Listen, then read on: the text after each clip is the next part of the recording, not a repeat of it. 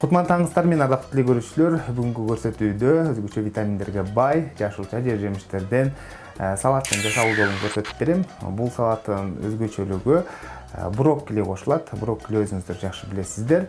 Онкологиялык оорулардын алдын алат жана ошондой эле организмди жашартуучу касиетке дагы ээ болуп эсептелинет.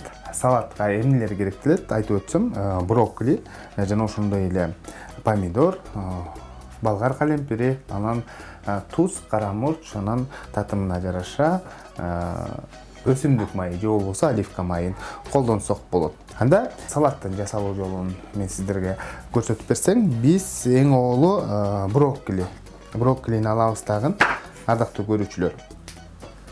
Муну бөлүп алабыз, моундай ар бирине бөлүп, ортосунан да бөлөбүз дагы, сууда 5 мүнөт аралыгында бышырып алышыбыз керек сөзсүз түрдө. Өзүңүздөр билесиздер, брокколи аябай организмге пайдалуу, рак ооруларын алдын алат жана ошондой эле организмди жашартат, анан йод менен камсыз кыларын дагы жакшы билесиздер.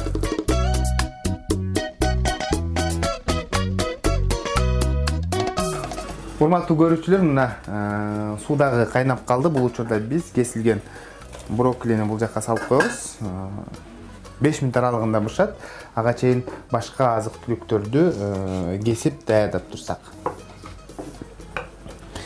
Негизги өзөгүн помидор жана болгар калемпири түзөт салаттын. Анан брокколи бир аз кошулат. Негизинен салатты көбүн эсе байкасаңыздар, Европа ашканасында же болбосо дал ушул чыгыш ашканасында деле,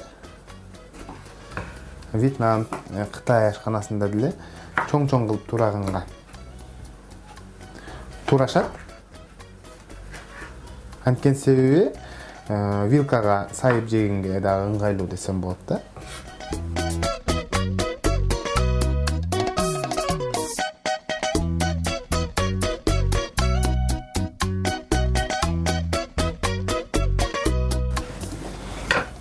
Анан дагы бул жакта брокколи кайнап жаткан учурда бир аз үстүнө туз кошуп койгон дурус.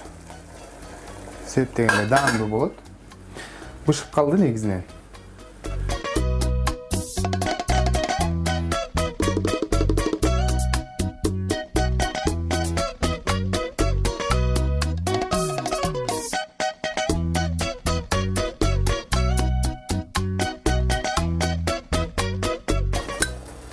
Мына биздин брокколини да бышырып алдык.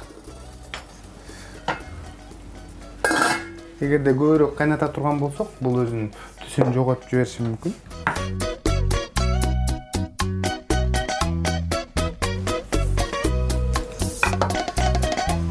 Көк пияз кошобуз, ардактуу көрүүчүлөр. Негизи ресторандарда көк пияз же болбосо жөнөкөй эле пиязды мындай салаттарга кошуп келет. Биз көк пияз бар болгондуктан ошол көк пиязды кошкон учурубуз. Бир аз укроп да кошобуз. Негизинен салатка керектүү болгон баарын биз коштук. Эми бул жерде брокколини дагы үстүнө кошуп коебуз. Салатыбыз негизинен даяр болуп калды. Мунун үстүнө жогоруда айткандай эле бул жерде өсүмдүк майы,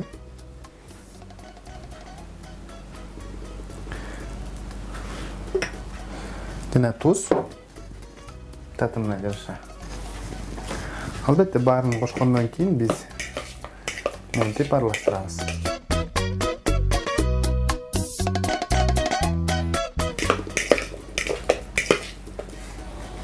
Салат даяр.